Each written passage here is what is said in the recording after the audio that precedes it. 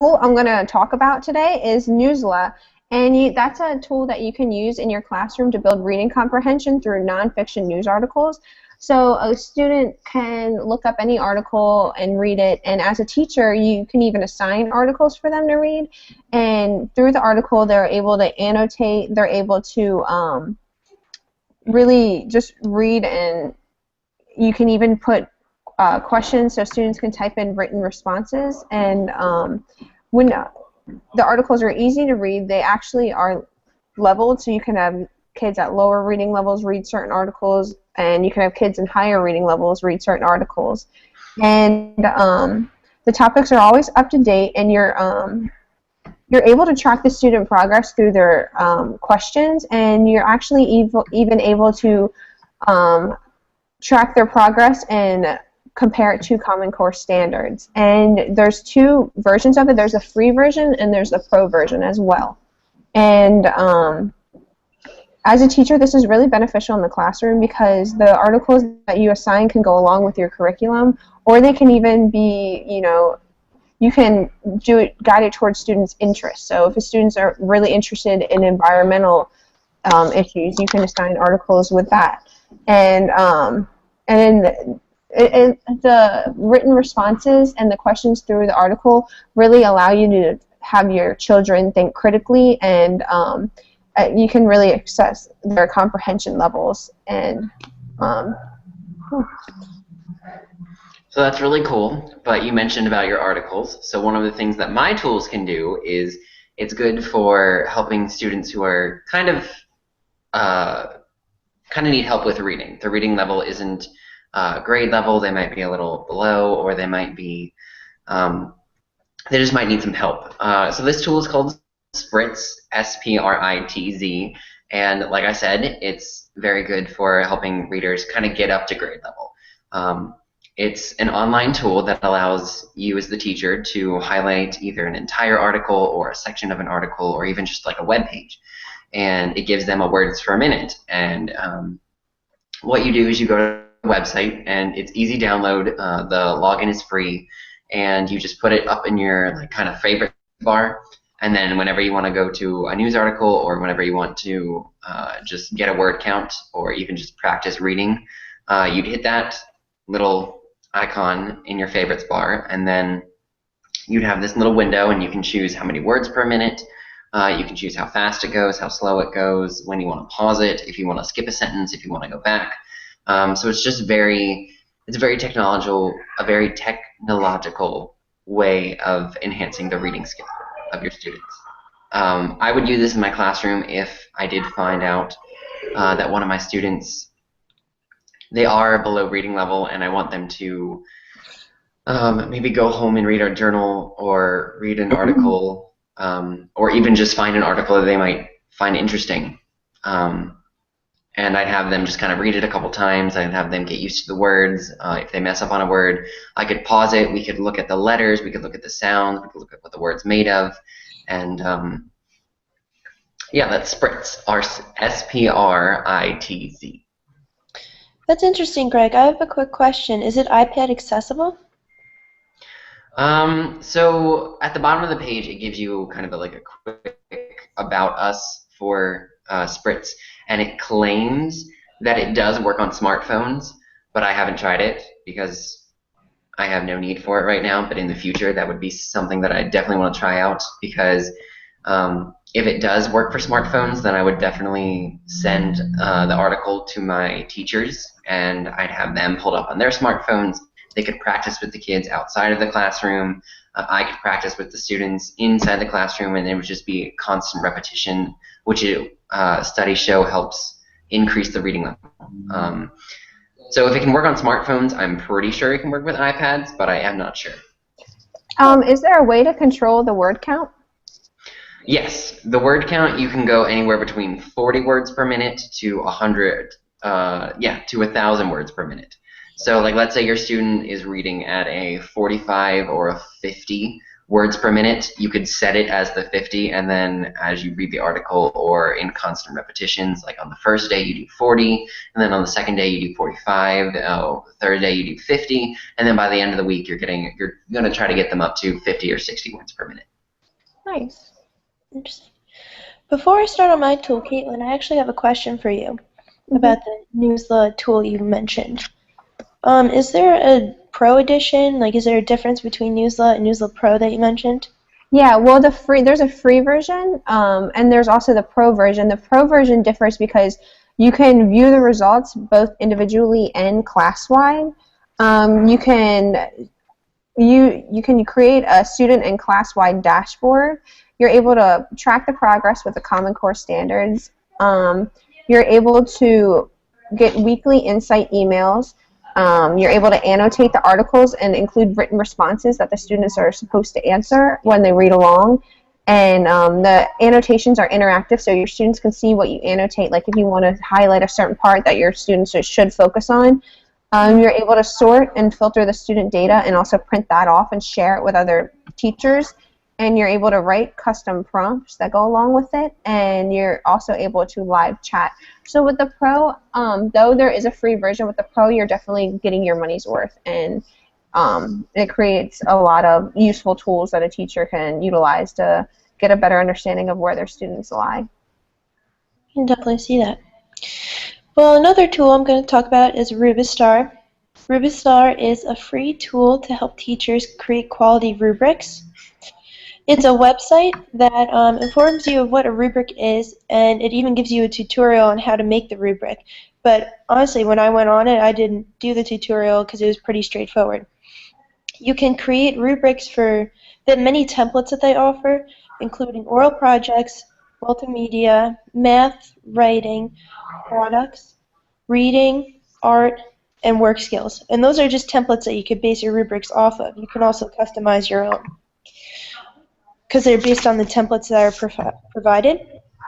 But you can also choose a custom rubric. For example, I actually have one handy that I made quickly, just to show you there. It is a rubric on making a brochure. And on this side, there's categories that you can always just pick from. Like, it pops up on the web page as blank boxes, and you hit the arrow, like the down arrow, and you can pick from multiple like options. And one of the categories I have is writing organization right here, and it gives you something like the 4-to-1, which a standard rubric has, and it actually fills it in for you. And you can also customize what you have in each box if you want it to not be as harsh, or want to be more lenient, or more geared towards your students. But for this example, I have writing organization, the writing of the grammar of the brochure, the writing of the vocabulary used in the brochure, and the graphics and pictures used. And you can type any information you want. You can have the rubric have up to 4 being the highest grade you can have, or 1 being the lowest, whichever you feel. And I can really see myself making this, like putting this in my lessons, because it's customizing your own rubric. You're not just copying and pasting from Google something that you find. It's more geared towards your students, so they'll have an easier way of understanding it, and you can create it exactly how you would want to grade. I have a quick question about that. Are you able to go back and look at your saved rubrics from like the past, or do you have to start a new one all over again every single time? There's actually an option on the website that lets you go back to previous templates. So if you had one that you liked for, say, social studies, and when you want to use it not the same exact details, but you want to relate it to another social studies project, you can definitely go back and forth, be like, how did I grade that one project? Because it's like one of the tabs under on the website, you can view previous templates or your saved work, because you log in. I forgot to mention that you can log in and create an account, and that's where your rubrics are saved if you're not using the same computer all the time. But if you use the same computer, I'm pretty sure that if you save them on there, you can look up your previous ones. Cool. Mm-hmm.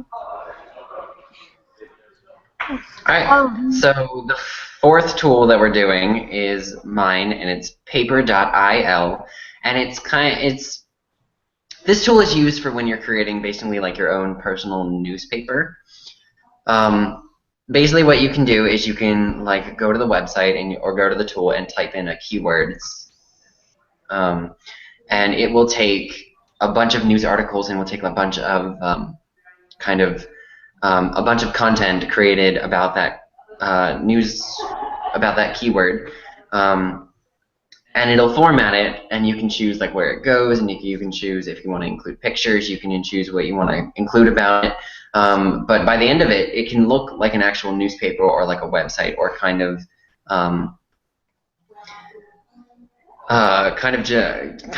kind of like a newspaper about whatever the keyword is. And how they get this is Paper.il gets the content from various social medias like Facebook, Twitter, Google+, YouTube, RSS, or even any other content-friendly places around the web.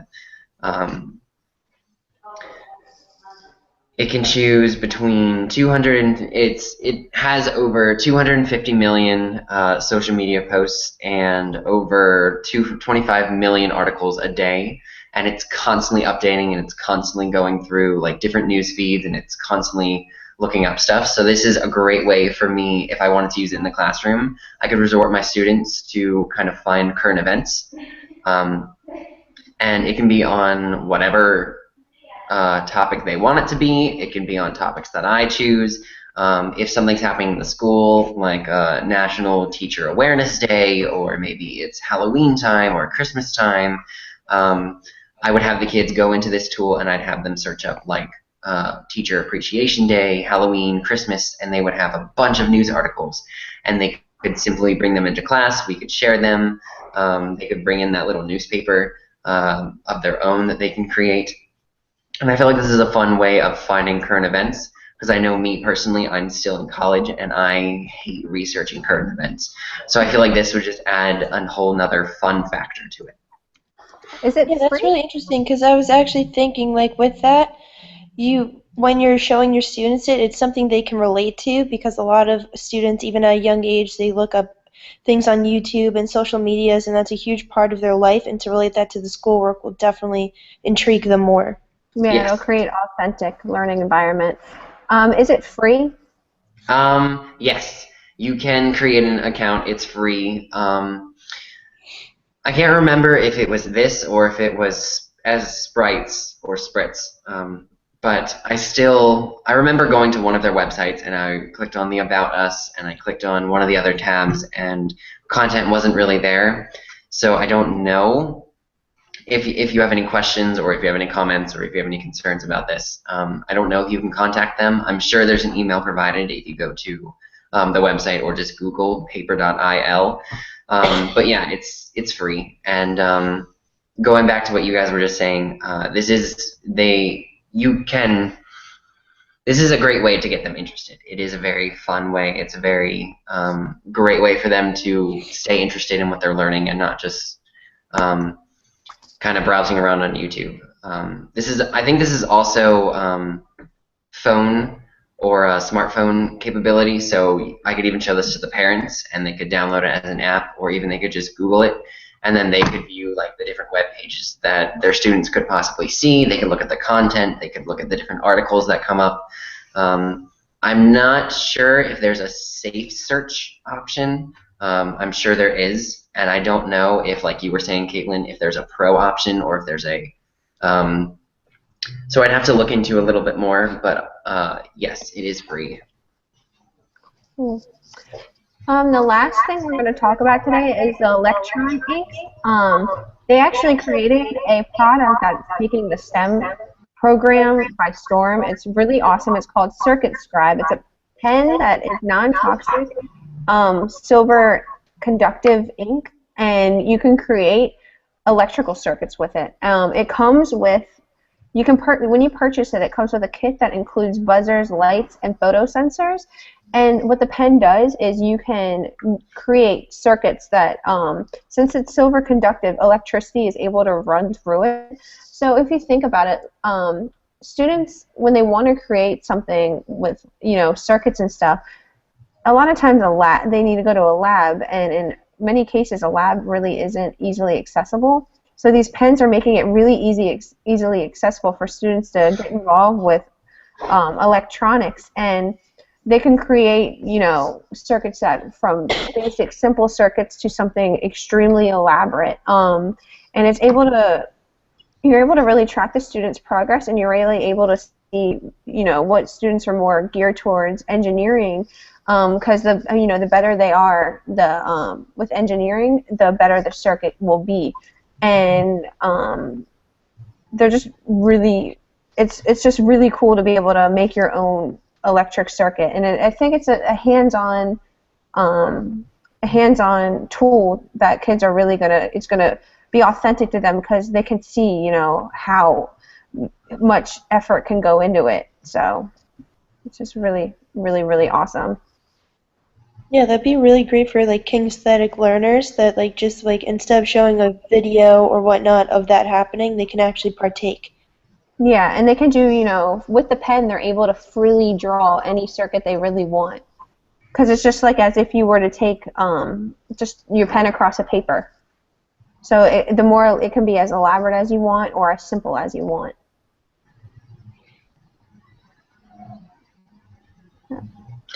So, Kaitlyn, I take it, so there is a pen involved, but is there, you have to pre-buy this ahead of time, or is there a way for you to access it online? Well, you actually need to buy a pen for it to be able to make the circuit. Is it like a special pen, or could it be like any ordinary pen? It's a special pen because the ink inside of it is actually silver, so it conducts electricity. So it's not your average graphite or ink pen. It's just because it's silver, so it makes it really, really easy to conduct electricity with it. Got it. All right, so that was our Tool Talk Part 2. If you missed Part 1, I'm sure it'll be in the description below. But today we talked about Paper.il, we talked about Spritz. What were the other three? We talked about Rubistar, inks, and Newsela. All right. That concludes this Tool Talk Part 2.